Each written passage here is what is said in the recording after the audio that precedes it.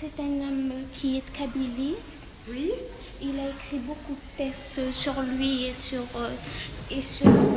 la Kabylie, sur sa famille aussi. De ci, de là, des professeurs belges. Pourquoi êtes-vous venu ici? C'est par hasard? C'est par une volonté délibérée?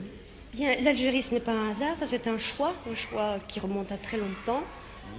Nous avons toujours essayé de venir en Algérie et nous avons réussi à être engagés ici il y a 4 ans. Et nous sommes venus d'abord pour le service militaire de mon mari. Aussi, oui. Donc, et puis après, nous avons prolongé notre séjour en Algérie. Et vous y êtes maintenant pour un temps? Nous sommes pour un temps indéterminé, ça dépend des conditions. Chaque année, nous prolongeons notre contrat. Pourquoi? Votre contrat est renouvelable chaque année? C'est un contrat annuel, oui. C'est un contrat privé? Un contrat privé, C'est-à-dire individuel. Le gouvernement belge n'a rien à voir? C'est ça. Conclu directement avec le ministère de l'Éducation à Alger. Il n'y a qu'une bonne centaine de professeurs belges actuellement en Algérie, liés par des contrats semblables, qui, au point de vue traitement, leur assurent environ 40% de plus qu'à leurs collègues algériens.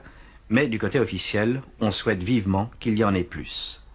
Nous avons demandé lors de la réunion de la commission mixte qui s'est tenue au mois de mai à Bruxelles, l'envoi de 400 enseignants belges. Malheureusement, la centaine qui a été recrutée ne suffit pas encore.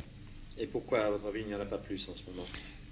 Nous considérons que c'est parce qu'il n'y a pas encore de conventions culturelles qui ouvrent les portes aux enseignants pour que le recrutement se fasse d'une façon normale et régulière. Scolarisation en masse, gratuité de tous les enseignements et aussi, caractéristique essentielle, arabisation. Une arabisation systématique mais progressive.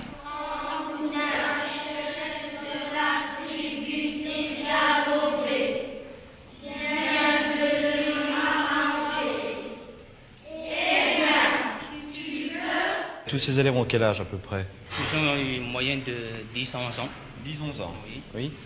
Et vous-même, vous leur donnez cours de français, mais également de mathématiques Oui, de français, de calcul, de sciences et de géographie. C'est ça. Et toujours en français? Et toujours en français. Pourquoi mais ils ont également des cours en arabe? Oui, ils ont un autre maître en cours en arabe.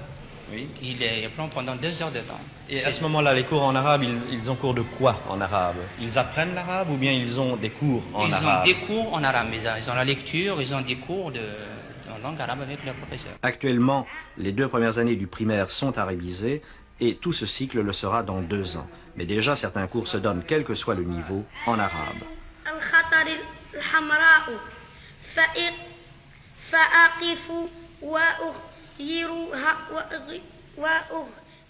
L'histoire a été le premier cours à être arabisé car on voulait par priorité s'assurer la maîtrise de l'histoire du pays. J'ai commencé par enseigner l'histoire parce que je suis licenciée en histoire. Et puis comme l'histoire était arabisée, j'étais nommée en français depuis 2 ans. Cette arabisation sera un problème de génération car, on le devine, les adultes qui doivent se mettre à l'étude de l'arabe, langue difficile, ont d'énormes difficultés. Mais c'est actuellement la condition des promotions, par exemple, à l'administration. Et d'autre part, l'arabe littéraire n'est pas exactement la langue parlée par le peuple algérien. Il y a donc aussi un problème de mise au point de la langue, destiné, par exemple, à éviter certaines déviations telles que celles qu'on pourrait appeler le parler franc-arabe. Mais difficile ou non, la tâche est poursuivie avec fermeté, au rythme même de la construction prioritaire des écoles qui fleurissent partout, y compris dans les coins les plus reculés du sud algérien. Une dernière question à propos de l'arabisation au ministre de la Culture. N'y a-t-il pas un danger que ce retour aux sources soit aussi une marche en arrière? Voyez-vous, au lendemain de notre indépendance, certains amis étrangers nous disaient, pour réussir dans ce domaine, il faut être accueillant. Et j'avais répondu à l'époque en disant que pour accueillir autrui, il faut avoir son chez-soi.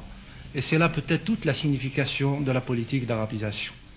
Et je m'étonne que tous nos amis français qui rendent visite à l'Algérie, la première question qu'ils me posent, c'est que signifie l'arabisation? Le ministre français des Affaires étrangères, M. Maurice Schumann, lorsqu'il nous a rendu visite il y a 1 an, je crois, la première question qu'il m'avait posée, que signifie l'arabisation? Et je lui avais répondu que en 1962, 300 000 enfants apprenaient la langue française en Algérie, et qu'aujourd'hui, après 8 ans d'indépendance, 2 millions d'enfants apprennent à l'école primaire la langue française. Donc, je ne crois pas que l'arabisation signifie la fin de la langue française, mais nous sommes convaincus que nous ne pourrons assimiler une culture étrangère que si nous possédons notre propre culture.